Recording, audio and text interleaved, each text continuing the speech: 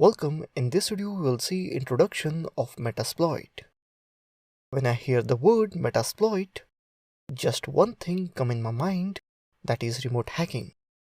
You can remotely hack Windows, Linux, Android, Apple's OS X operating system remotely using Metasploit.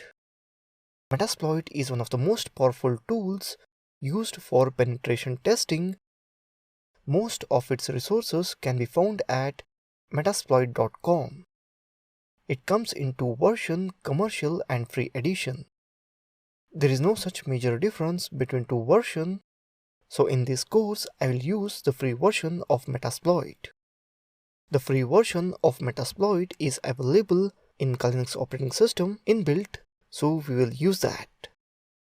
If you have no idea about Linux operating system, then do watch beginning videos of this course where I have explained installation of Linux in different ways.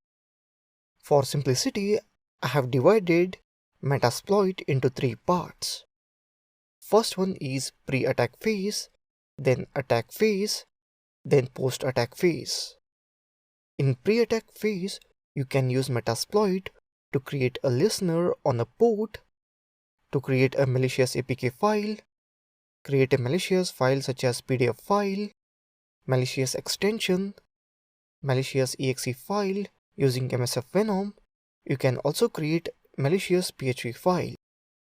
Here what I mean by saying malicious so and so file, these files will be embedded something malicious which will help us to gain the access or create backdoor to that particular operating system or particular computer. So in first phase, that is pre-attack phase, we can create such malicious thing using Metasploit. In attack phase, we will perform different activities based on the type of payload we have used for exploiting, such as we can take screenshots, we can access each and every file by just navigating into it, we can do privilege escalation. To be honest, it's just like you are controlling that system in attack phase, complete 100% control. In post-attack phase, you can again use those same auxiliary to find more information about the network or system once you are inside.